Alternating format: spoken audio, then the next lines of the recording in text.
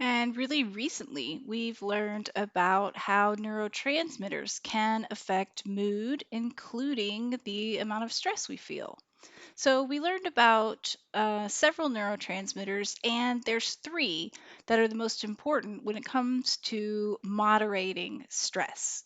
First, a big key player is GABA. Remember, GABA is the stop sign of the brain. Throughout your brain, GABA is an inhibitory neurotransmitter. That means that when one neuron secretes GABA onto another, that neuron that's receiving the GABA becomes less likely to fire because the electrical charge inside the cell becomes even more negative. So, when you increase GABA, which happens when folks consume alcohol and some other illicit substances, it has an overall effect of reducing electrical activity in the brain. And we all know that alcohol at low doses is widely known for having a chill out effect. People talk about taking the edge off and even about being a little less socially anxious. So, why is it that a drink has this effect for so many people? It's because alcohol, as you'll recall from studying last week, affects the brain in a certain pattern. It affects the prefrontal cortex first. So, the first area of the brain that begins to send less messages and have less electrical activity is our rule following, behavior monitoring, constantly self checking prefrontal cortex. Because a lot of the messages that come from the prefrontal cortex have to do with monitoring yourself, possibly overthinking what you're about to do, when it calms down a bit, there's an overall relaxing effect on the brain. Now, at higher doses, GABA starts to interfere with electrical activity in the limbic system and possibly even the brainstem. At that point, you've gone way past relaxation into unhinged emotional outbursts and eventually problems with basic functions like movement and breathing.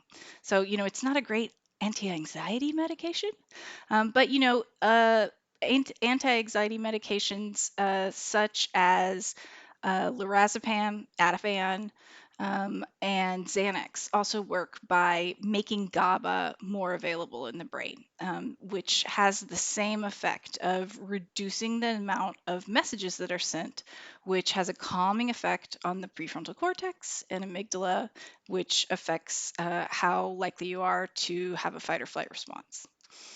We also learned about endorphins' power to reduce anxiety.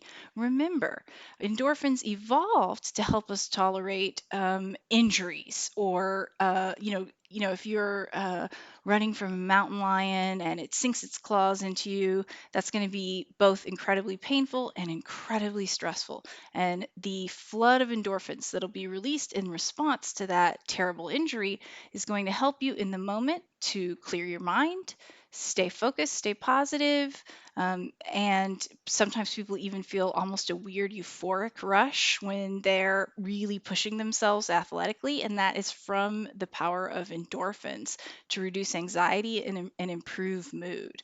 And we can all get an endorphin boost through exercise. And you'll remember that opiates are sort of the evil twin of the endorphin molecule. And one reason that they have a relaxing effect for people who use or abuse them is because they're mimicking the structure of endorphin and they're doing the same job of reducing anxiety and boosting mood. And finally, serotonin also plays a role in regulating anxiety. So if you look at the slide, under GABA, I put increased GABA reduces anxiety. And under endorphins, I put increased endorphins reduces anxiety. So for those two neurotransmitters, higher levels mean less stressed emotions. The relationship's not so clear for serotonin. If your serotonin is low, you're much more likely to feel anxiety, stress, to be down on yourself, have a negative mood, and feel unself confident going into a challenging situation.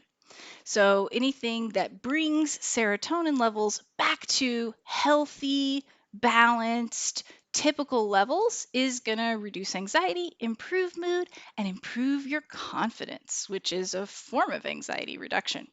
However, if serotonin levels go too high, then it's possible for anxiety to return. So, some people, if they take quite a bit of a party drug like MDMA or Molly that increases serotonin levels at the really high end, they can actually start to become more anxious. And it's too complicated to explain why that is, but just know that it's a nice, healthy, natural or high end of natural serotonin level that has you feeling your best as far as anxiety reduction. And, I included noting that these neurotransmitters improve mood because mood and stress are related. An emotion is a momentary feeling. They last seconds or moments, they always pass. But a mood is sort of an enduring state that goes sometimes for days. And when you're in a little bit more of a positive mood, you may encounter something that could have been stressful on a bad day, but you might handle it with grace. So we tend to get less stressed and anxious when we're in a good mood. And that's because when we're in a good mood state, the amygdala is less on alert, and the hypothalamus is less likely to kick off fight, flight, freeze. And the prefrontal cortex is more likely to generate self confident, positive, efficacious, problem solving thoughts. So, when we're rolling through the world in a good mood, we certainly can still get stressed out if something extreme happens. But as far as life's little stressors, we tend to tolerate them better with less of a negative emotional response. So, things that you can do to boost these happy chemicals and put yourself in a good mood more days than not are going to overall reduce stress and anxiety levels.